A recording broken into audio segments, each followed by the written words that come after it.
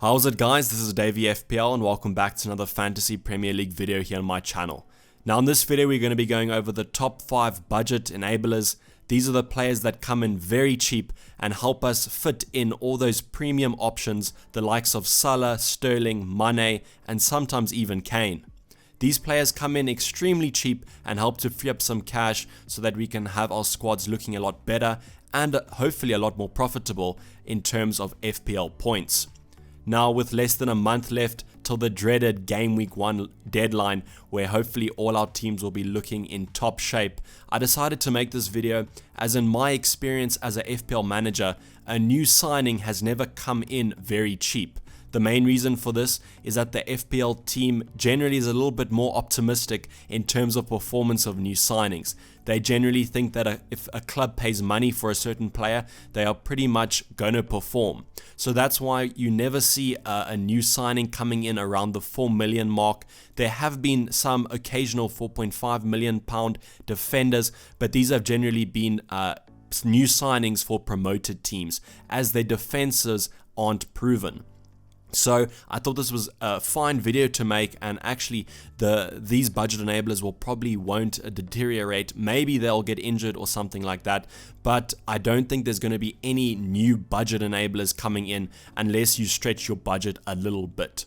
So I thought in the future I will be doing videos covering specific positions and then we can go into the best budget options. But in terms of budget enablers, these are players that are dirt cheap, that might play, but we all want them to play as we can then put them in our teams. The most famous and most recent budget enabler was Aaron Wan-Bissaka, came in at 4 million for Crystal Palace and was a stellar performer for the entire 2018/2019 season. He came into our teams as pretty much a third bench player, but generally ended up starting towards the middle of the season as he was performing so well. So this season, unfortunately, I can't really see anyone that's going to live up to the hype and performance of Aaron Wan-Bissaka. And due to his price increase, there has been a reduction in the players, FPL players that want him in their squads. So firstly, I just want to say thanks to those of you who joined my first live stream. You'll see it down in the description and also in my recent videos. It has been uploaded, so if you guys missed it, I recommend you go watch it. It was just basically a giant Q&A. I was reading chat for basically 2 hours where we went over questions that were asked. There were some redundant questions as some people joined the stream a little bit later on, but I'm sure that my answers were always genuine and honest, so I hope that you can gain some knowledge from my responses. Secondly, after that point about the stream, this is just the league code. I know it's been shown a lot, probably a little bit sick of it, but this is just my community league where I can get involved with your guys' teams and hopefully, as I said in the stream, hopefully can reflect on your guys' teams, the best performers in the league, and we can take a look at the decisions you are making. So the code to join is BDFI35. Now to get into this video.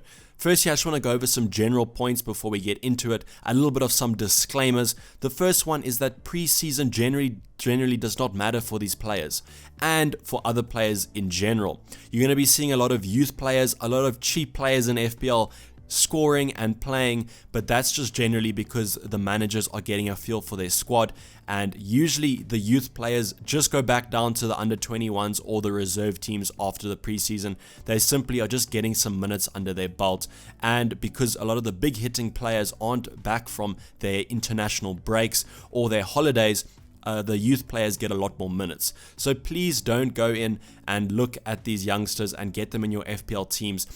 Maybe closer to the deadline if they are playing some preseason games, you could look at them, but I would shy away from generally making your decisions based on preseason games. Only, as I said, the upcoming preseason games that happen a week or two before the deadline. Secondly, these budget enablers are probably going to be season keepers. You generally don't want to waste a transfer on a bench fodder player. This can be seen with, as I said last season, having Aaron Wan-Bissaka basically was in most teams from the first game week to the last game week. As unless you wanted to cash in on his price rises, you're probably not going to be making money and you're probably not going to be wanting to waste transfers. So I know that I look at fixtures in this video, but generally fixtures aren't that important. The only reason I look at fixtures is because you might be having to play these players if your budget does not suit your bench.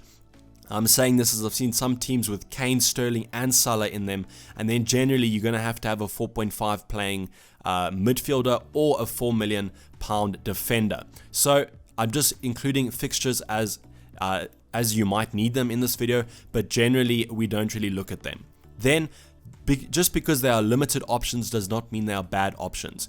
If you are comparing one player to another and that's a small sample size, that does not mean that they generally could be a bad option.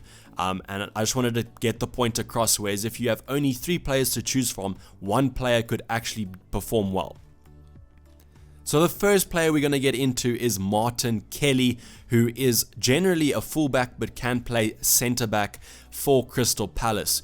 I've included him in my squad as, although I said preseason games aren't that important, he did start the most recent preseason game for Crystal Palace, and with the move of Aaron Wan-Bissaka to Man United, he looks like he's set to fill that void. Now, coming in at the price of $4 million, he is the cheapest of them all. He is absolutely a steal if he does play, but that, as I said, disclaimer, he might not play. He got 3 clean sheets last season with 1,110 minutes played. Not a lot of minutes played, but generally in his past seasons, he's scored around that many minutes, with some seasons rising to the 2.2k mark. I can see him playing. He seems to be favoured by Roy Hodgson, but maybe more as a backup player. He has a lot of substitute appearances, but as I said, with the transfer of Aaron Wan-Bissaka to Man United, he could fill that void. My worries with Martin Kelly is that Crystal Palace have been very quiet in the transfer market, and they are yet to sign a replacement for Aaron Wan-Bissaka. That's, as I say, that they do have 50 million in the bank, so that if Roy Hodgson does sign a replacement, we probably will see Martin Kelly drop to the bench and fulfill that substitute appearance kind of role that he has been seen playing in the previous seasons. One to keep an eye on, and he is selected by about 24% of managers right now, so definitely one that a lot of people are focusing on. He could come into your squad, or you could just put him in as a little bit of a placeholder for future drafts. The second player we're going to go over is RICO, signed for Bournemouth last season for about £11 million, and generally had a very poor season. He managed 0 clean sheets but only played 606 minutes. If you remember last season, he started a couple of games and actually went on a nice little bit of run of form, but unluckily he injured himself, and then we could have seen him drop to the bench and not return. So RICO is just someone I'm keeping my eye on. The Bournemouth manager Eddie Howe has come out and said that he is definitely able to play in the Premier League and should perform, but he did have some tough setbacks last season. One concern I have about RICO is that Bournemouth have just signed the under-21 Lloyd Kelly, who is a left back as well, and we could see some rotation or competition in that position for Bournemouth. One to keep our eye on, and is very appetizing for me at that £4 million mark, especially as he was a new signing last season, so obviously Bournemouth wanted him as a player. Bournemouth's fixtures are obviously very nice, as I've spoken about in previous videos, so you could even play him that if you wanted to. One thing to note is I just generally don't trust the Bournemouth defense, but if he comes in at £4 million and is playing, it's hard to not get him in my team. Between Martin Kelly and RICO, if both were playing, I probably would opt for Rico. That's just because I think he offers a little bit more of an attacking threat. The third player, and probably the one that I'm most worried about, is Winston Reid. I simply included him in this video as he could play, and generally if you come in at $4 million and you can play, there's a chance that you're going to be in a lot of managers' squads. Comes in at $4 million and fulfills that centre-back position there at West Ham. Unfortunately, he's been out for about 14 months, if I do recall, having been injured quite badly, so it's hard to see him probably winning his place back. He did play a 45-minute appearance for West Ham, which is quite appetizing, as if he's playing pre-season, there is a chance that he could play in the full season. West Ham start off with a tough fixture against Man City, But with these £4 million defenders, the thing is, a lot of our defenses are pretty complete with the likes of Man City, Liverpool and Everton, so you're probably not going to be playing these defenders that often, and if they are getting 1 or 2 points every week, that is fine, as they are 4 million. So you could opt for Winston Reid. The nice thing about the West Ham defenders is that there are other options at 0.5 million more, and that is quite an affordable price for a lot of us. So with Winston Reid, the concern is just generally him winning his place back and him keeping his fitness for the entire season. Obviously, there are no stats that I can read out here, as he was injured for basically the whole of last season. Next, we go on to our first midfielder and our only midfielder with DENDONCKER from Wolves. He comes in at 4.5 and he was playing a couple of minutes last season, 1,465, attaining 2 goals in that time. A pretty good option even with Wolves' tough start to the season. He actually has some very good expected assists and expected goals, and coming in at 4.5, that is very desirable. I'm looking at him and I've seen him in a lot of FPL drafts, and I'm pretty sure that he'll be in my team come game week 1. He is just simply too good to ignore at 4.5, especially when considering the other budget midfield options. You basically are only getting really good options around the 5.5 to the 6.5 marks in terms of budget. So when a 4.5 midfielder comes along with relatively good stats, I think a lot of people are going to be snapping him up. Concerns are that he was not a set starter last season for Wolves, but towards the end of the season I do recall him starting a couple of games. Another thing to note about Wolves is they do have the Europa League, which could cause some squad rotation or some squad depth that they do not have be exploited. So I'd be looking out for him, and at 4.5 he could even just sit on my bench, and I don't mind that much. To get into our last player of our top 5 cheap budget enablers is Shane Long. The most expensive out of all of them, comes in at the price of 5 million. He is a centre forward for Southampton, and although he is not the cheapest striker in FPL, I simply could not put a 4.5 million pound striker in this video, as I can't see any of them starting.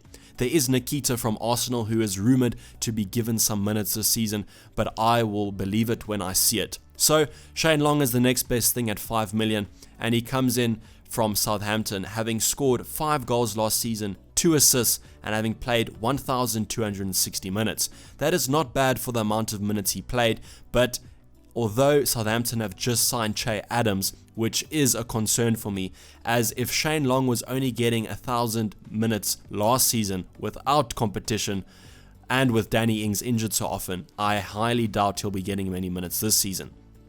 I've put him in here as there is a chance that he will play, and he always kind of pops up off the bench with a goal or 2. So you could look at him as an option for your team. As I said, concerns are Southampton's transfer market action, with them signing Che Adams, who could rival Shane Long and push him out of position.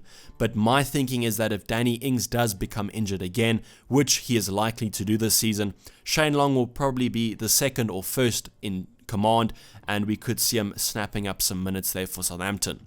So I hope these 5 players have tickled your fancy a little bit and you will consider them.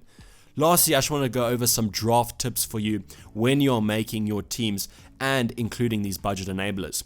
So the first thing is to use budget placeholders. You might not like the players I have selected or are simply waiting for more signings to take place. Then I recommend you use the strategy of using a placeholder. For example, if you only have 5 million in your bank account and you want to get a striker, just put Shane Long in there for the time being and wait for future signings to be made, or for future players to kind of pop up in preseason. You don't have to have these players from now till the end of the season. They are simply just a placeholder, as I said. The second option is to keep money in the bank. If you don't have any budget options that you're looking at and no one in that price bracket really is desirable to you, I would just keep the money in the bank and put a cheapie in there, and then once we get closer to the deadline, you can put that money back in your squad. The third option is to allocate a bench budget according to your strategy or style of play. There are basically 2 styles of play, but they can be quite modular. The first is pumping as much money as possible into your starting lineup and hoping that all of those players start. And the second option is to have a good rotation squad where your bench has a lot of budget allocated to it. You could go for either of these strategies, it just depends on how you want to play fantasy, but I do recommend you having 1 or 2 players on your bench that do play. This just helps if injuries do take place, and it gives you a little bit more time to make those transfers and bank those transfers if you need to spread the budget a little bit. So I hope you've enjoyed this video, and I hope these tips have kind of helped you a little bit, whether it be the players or the tips. I hope that there's been something in this video that has been worth watching for you. As I say always, please like the video if you did enjoy it. It helps the channel out a lot and get some exposure, and otherwise subscribe if you're new. I know it's quite a steep goal, but I'm trying to get 10,000 subscribers before the start of the season, and we are currently at 8.3, but growing steadily, and any growth is good. So please subscribe if you're new to FPL, or you have been watching the content for a little bit of time and are enjoying it but have not subscribed yet. It really helps out the channel. But otherwise, this has been Dayvy FPL, and I'm out. Cheers, bye.